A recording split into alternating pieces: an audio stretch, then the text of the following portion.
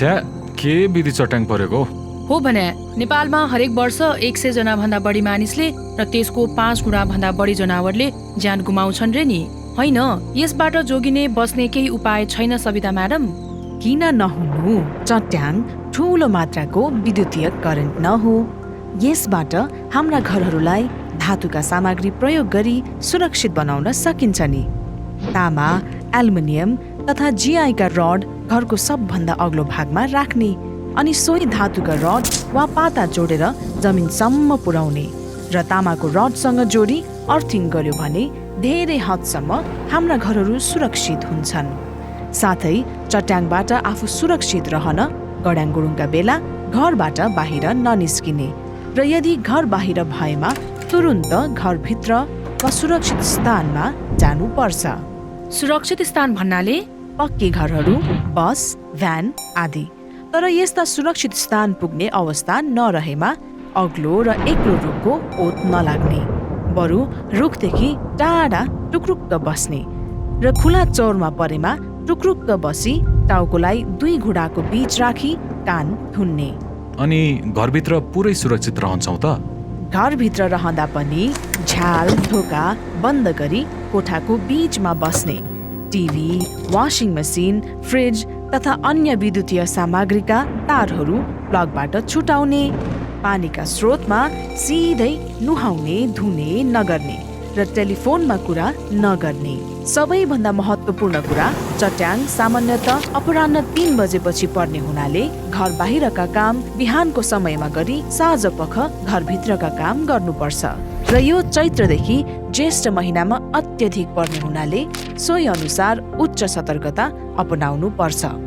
विपद पूर्वको तयारी हामी सबैको साझा जिम्मेवारी।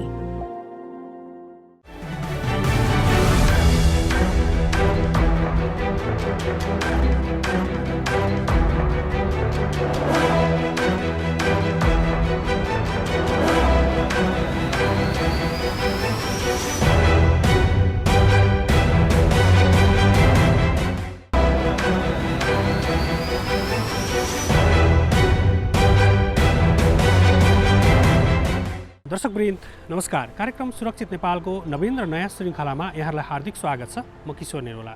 राष्ट्र विपद जोखिम न्यूनीकरण तथा व्यवस्थापन प्राधिकरण र नेपाल टेलिभिजनको संयुक्त प्रस्तुति कार्यक्रम सुरक्षित नेपालमा हामीले नेपालमा हुन सक्ने र जान सक्ने प्राकृतिक र गैर प्राकृतिक विपदबारे यहाँलाई जानकारी दिँदै क्षति न्यूनीकरणको लागि प्रयास स्वरूप हामीले कार्यक्रम निर्माण गर्दै आएका छौँ। साथसाथै प्राधिकरणका हप्ताभरिका विभिन्न गतिविधि समेत कार्यक्रममा समेट्दै आएका छौँ। आजको श्रृङ्खलामा हामीले प्राधिकरणले पछिल्लो समय सुरु गरेका विभिन्न प्रविधिको प्रयोगको सन्दर्भमा चर्चा गर्दैछौँ। दर्शकवृन्द, राष्ट्र विपद जोखिम न्यूनीकरण तथा व्यवस्थापन प्राधिकरणले आगलागी तथा बाढी पहिरोमा क्षति भएका निजी आवासको पुनर्निर्माण, पुनर्स्थापना र प्रबलीकरण गर्नको लागि अनुदान रकम प्रदान गर्दै आएको छ र त्यो रकम प्रदान गर्नको लागि यति बेला एप र प्रविधिको उच्चतम प्रयोग गरिएको छ। विशेष गरी पीडित परिवारले रकम सहज रूपमा र सरल रूपमा प्राप्त गरून् भन्ने उद्देश्यले कोबो कलेक्ट एप मार्फत प्राधिकरणले यो अनुदान रकम दिन सुरु गरेको हो। विशेष गरी यो एपले कसरी काम गर्छ, पीडित परिवारले कति समयमा यस मार्फत रकम प्राप्त गर्न सक्छन् र समग्र रूपमा प्राधिकरणले पछिल्लो समय आफ्नो तथ्याङ्क व्यवस्थापनलाई कसरी प्रविधिमा जोडिरहेको छ, यिनै विषयहरू आजको कार्यक्रममा हामी चर्चा गर्दैछौँ।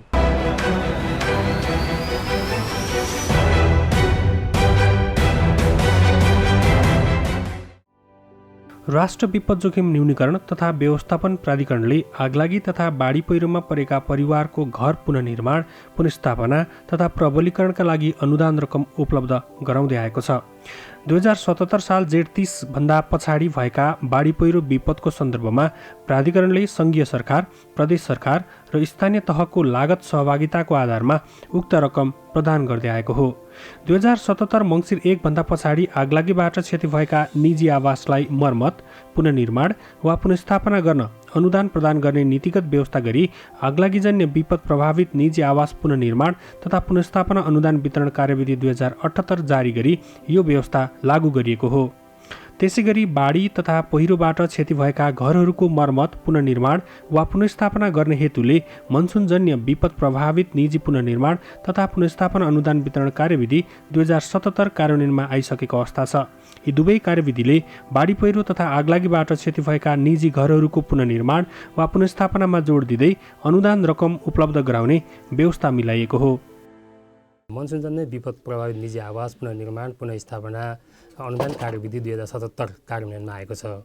यसै गरी हाम्रो आगलागीजन्य विपदबाट क्षति भएका निजी आवासलाई पनि सोही तरिकाले पुनर्निर्माण पुनर्स्थापना गर्नका लागि पनि विपद जोखिम न्यूनीकरण तथा व्यवस्थापन ऐन 2074 को दफा 48 बमोजिम नै मिति 2078 2 महिना 3 गतेको कार्यकारी समितिको बैठकबाट स्वीकृत भई आगलागीजन्य विपद प्रभावित निजी आवास पुनर्निर्माण पुनर्स्थापना अनुदान वितरण कार्यविधि 2078 कार्यान्वयनमा आइसकेको बेहोरा अवगतै छ।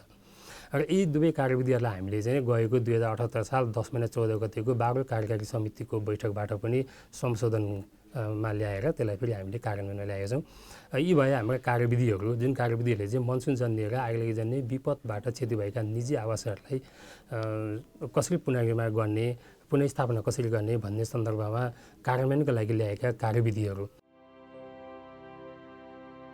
मनसुनजन्य विपदबाट क्षति भएका निजी आवासलाई सुरक्षित तरिकाले मर्मत, प्रबलीकरण, पुनर्स्थापना र पुनर्निर्माण गर्ने कार्यलाई व्यवस्थित गर्न र विपद प्रभावितलाई प्रदान गरिने अनुदानलाई व्यवस्थित गर्न विपद जोखिम न्यूनीकरण तथा व्यवस्थापन ऐन बमोजिम कार्यकारी समितिको 12औं बैठकबाट संशोधन भए पश्चात मनसुनजन्य र आगलागीजन्य विपदबाट क्षति भएको निजी आवास मर्मत, प्रबलीकरण, पुनर्निर्माण तथा पुनर्स्थापना कार्यको लागि प्राधिकरणबाट 2वटा सिस्टम तयार गरी प्रयोगमा ल्याइएको छ। कार्यविधिहरूलाई हामीले व्यवस्थित रूपमा सञ्चालनमा ल्याउन अथवा प्रक्रियामा ल्याउनका लागि फेरि हामीले अथवा यस प्राधिकरणबाट 2वटा सिस्टमहरू हामीले तयार गरेका छौँ। त्यसमा चाहिँ पहिलो भनेको चाहिँ NDRRMA Kobo collect mobile app भन्छौँ, जुन चाहिँ हाम्रो मोबाइलबाट प्राइमेरी डाटा जस्तै अब जहाँ जुन घर क्षति भएको छ, क्षति भएको स्थलगत सर्वेक्षणको रूपमा चाहिँ स्थानीय पालिकाका प्राविधिकज्यूहरू जानुहुन्छ, उहाँहरूले प्राइमेरी डाटा त्यसबाट कलेक्सन गर्नुहुन्छ। क्षति भएको घरहरू जियो लोकेसन सहित फोटो खिचेर लिएर आउनुहुन्छ भने त्यो डाटाहरूलाई अब स्थानीय पालिकामा आइसके पछाडि पालिकाबाट त्यसलाई भेरिफाई गर्ने, त्यसलाई एप्रुभ गर्ने अथवा स्थानीय विपद व्यवस्थापन समितिको बैठकबाट त्यसलाई चाहिँ प्रस्ताव पारित गरेर जिल्लासम्म पठाउने कामको लागि फेरि हामीले रिकन्स्ट्रक्सन MIS सिस्टम भनेर पनि तयार गरेका छौँ। र यी 2वटा एपहरूले हामीलाई यी कार्यविधिहरूलाई कार्यान्वयन गर्नको लागि चाहिँ धेरै सहज पुर्याएको छ।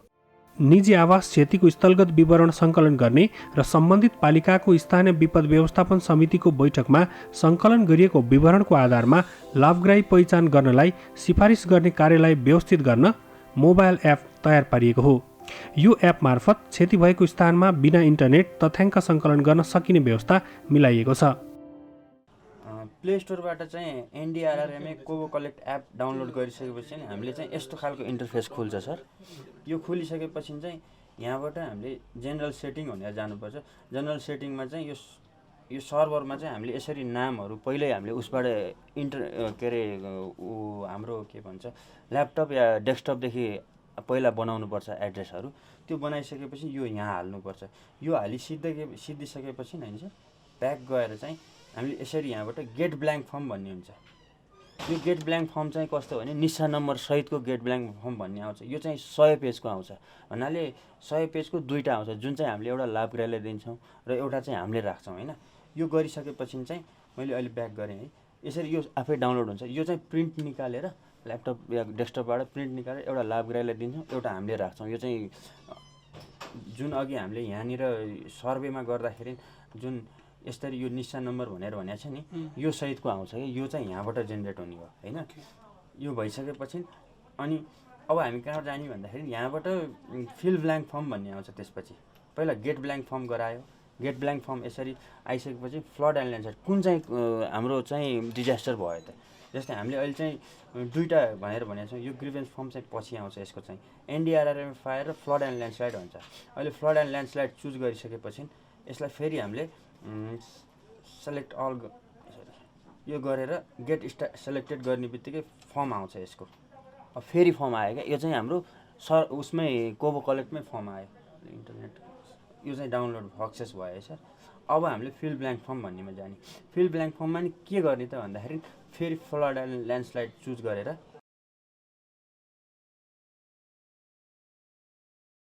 फ्लड एन्ड ल्यान्डस्लाइड गरिसकेपछि यसरी आउँछ डिजास्टर कुन कुन समयमा घट्यो भनेर यो चाहिँ भर्दै जानुपर्छ। यो चाहिँ लामो छ होइन, यसलाई भर्दै जाने। जस्तै 77 साल यो कुन प्रदेश भनेर यसरी छुट्टिया हुन्छ, प्रदेश 1 गरेँ मैले, यसरी जिल्ला पनि छुट्यो, अनि कुन पालिका भनेर आउँछ होइन। अनि वडा नम्बर पनि आफूले छुट्याउनु पऱ्यो।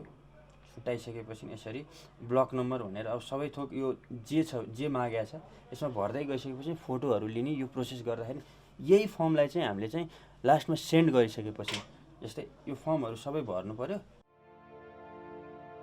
मनसुनजन्य र आगलागीजन्य विपदबाट क्षति भएको निजी आवासको स्थलगत विवरण तथ्याङ्क सङ्कलन गर्न सम्बन्धित स्थानीय पालिकाबाट प्राविधिकहरू खटिन्छन्। प्राविधिकले कार्यविधिको अनुसूची 1 बमोजिम सबै क्षति भएको घरको फोटो र जियो लोकेसन सहितको सबै विवरण अनिवार्य यस मोबाइल एप मार्फत सङ्कलन गरिन्छ। स्थानीय पालिकाबाट खटेर जानुहुने प्राविधिकजीहरू जो हुनुहुन्छ उहाँहरूले क्षति भएको निजी आवास क्षेत्रमा गएर फोटोसहितको जियो लोकेसनसहितको सम्पूर्ण विवरणहरू लिनुहुन्छ र त्यो विवरणहरूलाई चाहिँ पालिकामा लिएर आउनुहुन्छ र त्यो पालिकामा आइसकेपछि त्यसलाई अब निर्णय प्रक्रियामा अगाडि बढाउनु पर्ने हुन्छ। निर्णय प्रक्रियामा कसरी अगाडि बढाउने त भन्दाखेरि हामीले तयार गरेको रिकन्स्ट्रक्सन एमआई सिस्टम छ, त्यसमा त्यो डाटाहरूलाई पुनः भेरिफाई गरेर उहाँहरूले डाटा तान्ने अथवा डाटा अपलोड गर्ने काम गर्नुहुन्छ र त्यसमा चाहिँ अब हामी के गर्छौँ भने कार्यविधि अनुसार नै लाभग्राही पहिचानका लागि अब स्थानीय पालिकाले गर्ने भनेको लाभग्राही पहिचान हो र उसको पालिकामा जे जति निजी आवास क्षति भएका छ त्यसका चाहिँ सबै लाभग्राहीहरूको विवरणलाई लाभग्राही पहिचानका लागि चाहिँ रिकन्स्ट्रक्सन एमआई सिस्टमबाट हामी प्रक्रिया अगाडि बढाउँछौँ र स्थानीय विपद व्यवस्थापन समितिको बैठकले एमआई सिस्टममा भएको जति पनि लिस्टहरू सूचीहरू प्राप्त हुन्छ त्यो प्राप्त भएको सूचीलाई उहाँहरूले के गर्नु त भन्दाखेरि भेरिफाई गरेर उहाँलाई स्वीकृत गर्नुहुन्छ, पारित गर्नुहुन्छ, प्रमाणित गर्नुहुन्छ र त्यसलाई फेरि उहाँले चाहिँ त्यही सिस्टममै अपलोड गरेर हालिदिनुहुन्छ र जिल्ला प्रशासन कार्यालय मार्फत जिल्ला विपद व्यवस्थापन समितिमा पठाउनुहुन्छ। प्राधिकरणले कार्यविधि कार्यान्वयनका लागि 2वटा सिस्टम तयार गरेको छ। पहिलो सिस्टम NDRRMA कोबो कलेक्ट हो। क्षति भएको निजी आवासको फोटो र जियो लोकेसन सहितको स्थलगत तथ्याङ्क सङ्कलन गर्ने गरी लाभग्राही पहिचानको लागि सिफारिस गर्ने कार्य यसै एप मार्फत गरिन्छ, जसका लागि स्थानीय विपद व्यवस्थापन समितिबाट लाभग्राही पहिचानका लागि आवश्यक निर्णय गर्नुपर्ने हुन्छ। सो निर्णय सहितको लाभग्राही सूचीलाई रिकन्स्ट्रक्सन MIS सिस्टममा पठाइसकेपछि लाभग्राही कायम गर्नको लागि जिल्ला प्रशासन कार्यालयमा सिस्टम मार्फत नै अनुरोध गर्नुपर्ने हुन्छ। जिल्ला प्रशासन कार्यालयले के गर्छन् त भन्दा रिकन्स्ट्रक्सन एमआई सिस्टम मार्फतै पनि हामीले अब कार्यविधिमा व्यवस्था भएछ अनुदान लागत अनुदान सहभागिताको व्यवस्था छ। प्रदेश सरकारले 30% बेहोर्ने, स्थानीय पालिकाले 10 देखि 20% बेहोर्ने र प्राधिकरणले 50 देखि 60% बेहोर्ने भन्ने छ। यी अनुदान लागत सहभागिताका लागि आवश्यक रकमहरू पनि जिल्ला प्रशासन कार्यालयले सम्बन्धित निकायहरूमा माग गर्नका लागि उहाँहरूले पत्रचार गर्नुहुन्छ। यो व्यवस्था पनि हामीले रिकन्स्ट्रक्सन एमआई सिस्टम मार्फत पनि गरेका छौँ। जिल्ला प्रशासन कार्यालयले प्राप्त लाभग्राहीको विवरणलाई जिल्ला विपद व्यवस्थापन समितिको बैठकबाट लाभग्राही कायम गर्ने र लाभग्राही सम्झौताका लागि पुनः स्थानीय पालिकामा नै पठाउनु पर्ने हुन्छ। अर्कोतर्फ कार्यविधि अनुसार लागत अनुमान सहभागिताका लागि सङ्घीय सरकार, प्रदेश सरकार र स्थानीय तहलाई अनुदान रकम माग गर्ने र रकम प्राप्त भएपछि लाभग्राहीको खातामा जम्मा गर्ने प्रक्रिया अघि बढ्छ।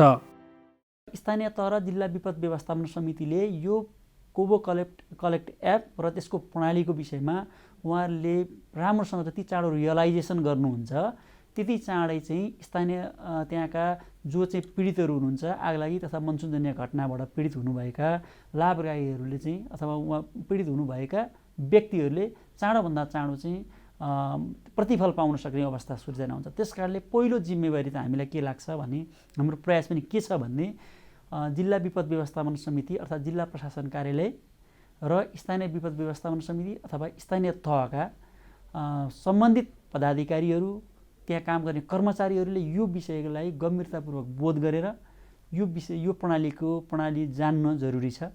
त्यसको निम्ति हामीले विभिन्न तालिमको कार्यक्रमहरू सञ्चालन गरिरहेका छौँ। उहाँहरूलाई स्थानीय पालिकामा भएका क्षतिहरूलाई अभिलेखीकरण गर्ने तथा सम्बन्धित पालिकालाई थप जिम्मेवार बनाउने उद्देश्यले दुवै कार्यविधि अनुसार पीडित परिवारलाई दिइने अनुदान रकममा लागत सहभागिताको व्यवस्था मिलाइएको हो। अब हाम्रो 3 तहको सरकार भइसकेपछि तिनै तहको तथ्याङ्कहरूमा एकीकृत प्रणालीको विकास हुनुपर्छ र चाहेको बखत विपदका घटनाहरूको तथ्याङ्कहरू तिनै तहका सरकारहरूले इनपुट पनि दिने र आउटपुट पनि लिने प्रणालीको विकास गर्नुपर्छ भनेर हामीले बाढी पहिरो तथा आगलागी जस्ता घटनाको कारणले निजी आवासहरू पुनर्निर्माण गर्नुपर्दाखेरि चाहिँ त्यसको तथ्याङ्क सङ्कलन गर्ने र तथ्याङ्क सङ्कलन पश्चात उहाँहरूको अनुदानको रकम पठाउनको निम्ति सजिलो होस् भन्नको निम्ति कोबो कलट भन्ने एप्लिकेसन र त्यो एप्लिकेसनसँग टाइअप हुने गरीको हाम्रो प्रणालीको विकास गरेका छौँ र त्यो मार्फत पनि चाहिँ हामीले चाहिँ तथ्याङ्क सूचनाहरूलाई एकीकृत गर्ने प्रणालीको विकास गरेका छौँ। यी प्रक्रिया पूरा भइसकेपछि लाभग्राही कायमका लागि जिल्ला प्रशासन कार्यालय मार्फत जिल्ला विपद व्यवस्थापन समितिमा पठाउनु पर्ने हुन्छ, जुन कार्य रिकन्स्ट्रक्सन MIS सिस्टमबाट गर्न सकिन्छ भने त्यो एपमा जाने बित्तिकै त्यो डेटा उता पालिकाले पनि हेर्न सक्ने भयो, जिल्ला विपद व्यवस्थापन समितिले पनि त्यहाँ डाटाहरूमा हेर्न सक्ने भयो, त्यस्तै हामीले पनि हेर्न सक्ने भयौँ। भनेपछि तत्कालै जुन हाम्रो अनुसूची छ, जुन पहिलो इनिसियल फर्मेट भर्नुपर्ने हुन्छ, त्यहाँदेखि नै हामीले चाहिँ ट्र्याकिङ गर्न सक्छौँ, ताकि अब त्यो हार्ड कपीहरू आउँदा जाँदा गर्दासम्म त त्यो ढिला हुन्छ। अब यो भएपछि चाहिँ यो चाहिँ अनन्तकालसम्म हाम्रो डकुमेन्टमा चाहिँ डिजिटाइज भएर बस्ने भएकोले यसको औचित्य चाहिँ धेरै नै राम्रो छ। जिल्ला विपद व्यवस्थापन समितिबाट लाभग्राही पहिचान भइसकेपछि पीडित परिवारलाई सम्झौताको लागि स्थानीय पालिकालाई निर्देशन दिइन्छ। निर्देशनपछि तोकिएको अनुदान रकम लाभग्राहीको बैंक खातामा किस्तामा जम्मा हुने व्यवस्था मिलाइएको हुन्छ। मनसुनजन्य र आगलागी जन्य विपदबाट क्षति भएका निजी आवासको पुनर्मर्मत, प्रबलीकरण, पुनर्निर्माण तथा पुनर्स्थापना कार्यलाई सकेसम्म छिटो र व्यवस्थित रूपमा सम्पन्न गर्न सकियोस् भनेर नै हामीले NDRRMA Kobo collect mobile app र रिकन्स्ट्रक्सन MIS सिस्टमलाई डेभलप गरेर अगाडि ल्याएका छौँ र यो कार्यान्वयनमै अगाडि आइसकेको अवस्था हो। कार्यविधिले पनि स्थानीय तहको भूमिकालाई महत्त्वपूर्ण रूपमा लिएको छ, जसले गर्दा जति छिटो स्थानीय तहबाट निजी आवास क्षति भएका विवरणहरू छन् त्यसको चाहिँ विवरण सङ्कलन गरेर NDRRMA कोबो कलेक्टबाट हामीलाई प्राप्त हुन्छ अथवा चाहिँ जिल्ला प्रशासन कार्यालय मार्फत NDRRMA प्राप्त हुन्छ, त्यति नै छिटो हामीले यहाँबाट लाभग्राहीलाई रकम पठाउन हामी योग्य हुन्छौँ अथवा हामी सक्षम हुन्छौँ। त्यसकारण हामी के भन्छौँ त भन्दाखेरि उहाँहरूलाई प्रत्येकचोटि पत्रचार गरेर मौखिक रूपमा फोन गरेर पनि छिटोभन्दा छिटो लाभग्राहीको विवरण अथवा चाहिँ क्षति भएका निजी आवासहरूको विवरण हामी कहाँ पठाइदिन उहाँहरूलाई अनुरोध गरिरहेका छौँ र बारम्बार फोन गरेर हामीले उहाँहरूलाई समन्वय र सहकारी पनि गरिरहेका छौँ। NDRRMA कोबो कलेक्ट एप र रिकन्स्ट्रक्सन MIS सिस्टम सञ्चालनको लागि 77वटै जिल्ला र स्थानीय पालिकामा विपदका फोकल पर्सन वा पालिकाले तोकेको प्राविधिकलाई कार्यविधि र सिस्टम सञ्चालन प्रयोग सम्बन्धी अभिमुखीकरण कार्यक्रमलाई सँगसँगै अगाडि बढाइएको छ।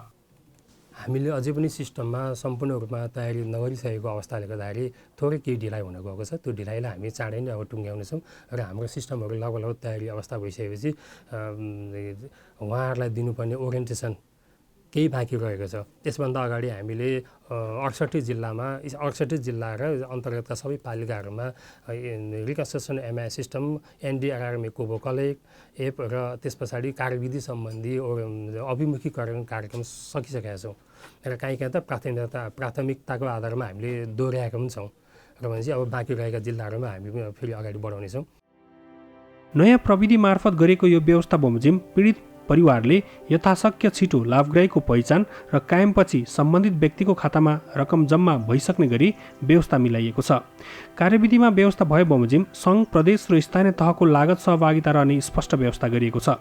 तिनै तहको सरकारले सम्बन्धित जिल्ला विपद व्यवस्थापन समितिको कोषमा तोकिएको रकम जम्मा गरिन्छ र त्यहाँबाट सम्बन्धित लाभग्राहीको खातामा किस्तामा अनुदान रकम पठाउने व्यवस्था गरिएको छ। अब यसको औचित्य र महत्त्व भने चाहिँ यो डेटाबेस नै यसलाई सिस्टमेटिक किसिमले डेटाबेस राख्नको लागि हो यो एप हामीले प्रयोग गरेको, जुन सजिलो पनि छ प्राविधिकहरूले फिल्डमै गएर डेटाहरू लिनलाई र त्यो डेटा चाहिँ हाम्रो केन्द्रीय सर्भरमा पनि बस्यो भनेदेखि त्यो एपबाट भएका डेटाहरू हामीले जहाँबाट पठाएका अनुदानका कुन स्टेजमा छ, कति गयो, कुन लेभलमा छ भनेर त्यो चाहिँ हामीले यहीँबाट हेर्न सक्ने अवस्था भयो कि पहिला म्यानुअल भएको हुँदाखेरि हरेकचोटि त्यो फाइल पठाउनु पर्ने हुन्थ्यो र कतिपय अवस्थामा चाहिँ ढिला पनि हुन्थ्यो हामीलाई अनुदान पठाउनलाई, किनकि त्यो कन्फर्म गर्नको लागि पनि गाह्रो भएकोले अब यसले चाहिँ डिसिजन सपोर्ट सिस्टममा चाहिँ धेरै सजिलो भएको छ। डेटाहरू पनि सबै आएर हाम्रो यहाँ बस्ने भएको हुँदाखेरि अहिलेसम्म सङ्घीय कोषबाट कति पैसा बाहिर गयो, बाहिर विपद अनुदानमा गयो भन्ने कुराहरूको चाहिँ त्यो चाहिँ हामीले ठ्याक्कै यहाँ देख्छौँ र हामीले फर्दर अर्को डिसिजन गर्नलाई चाहिँ यसले सपोर्ट गर्छ। त्यसैले यसलाई चाहिँ डिसिजन सपोर्ट सिस्टमको एउटा पार्टको रूपमा पनि लिन सकिन्छ। प्रविधि र प्रणाली मार्फत प्राधिकरणले आफ्ना सबै गतिविधिलाई व्यवस्थित र वैज्ञानिक बनाउनेतर्फ अगाडि बढेको छ। विपद जोखिम न्यूनीकरणका लागि मात्र नभएर पीडित परिवारलाई अनुदान रकम उपलब्ध गराउन पनि प्राधिकरणले प्रविधिको उच्चतम प्रयोग गर्दै विपद प्रभावितलाई सेवा प्रवाहमा जोड्दै आएको छ। प्रविधिमा आधारित विपद व्यवस्थापन पद्धतिको निर्माण गर्ने विषयमा आत्मसात गर्नुपर्ने, रियलाइजेसन गर्नुपर्ने, त्यही अनुसारको जनशक्तिहरू तिनै तहका सरकारले तयार गर्दै जानुपर्ने प्रमुख कुरा हो। र हामीले अब आउने दिनहरूमा तिनै तहका सरकारहरू बिचमा यसमा सामञ्जस्यता कायम गर्ने र तथ्याङ्कमा प्रविष्टि गर्नुपर्ने कुराहरू, त्यसले लिनुपर्ने इन्फर्मेसन लिनुपर्ने कुराहरू यी बिस्तारै बिस्तारै हामी मिलाउँदै जानेछौँ, जसले गर्दाखेरि तथ्याङ्कको स्रोत एकै ठाउँमा हुने, लिने ठाउँ पनि त्यही र दिने ठाउँ पनि त्यही प्रणालीको बिस्तारै विकास गरौँ। नेपालमा विभिन्न घटनाबाट क्षति पुगेका समुदाय तथा परिवारलाई राहत उद्धारको व्यवस्था गरिँदै आए पनि राष्ट्रिय विपद जोखिम न्यूनीकरण तथा व्यवस्थापन प्राधिकरण गठनपछि निर्माण भएको यो नै पहिलो व्यवस्था हो। प्राधिकरणले विभिन्न विपदमा परेका नागरिकलाई सुरक्षित र सहज जीवनयापनको लागि सहयोग गर्ने उद्देश्य अनुरूप आगलागी तथा बाढी पहिरोबाट क्षति पुगेका निजी आवासको पुनर्निर्माण तथा पुनर्स्थापना कार्यलाई यी प्रविधि मार्फत कार्यान्वयनमा ल्याएको हो।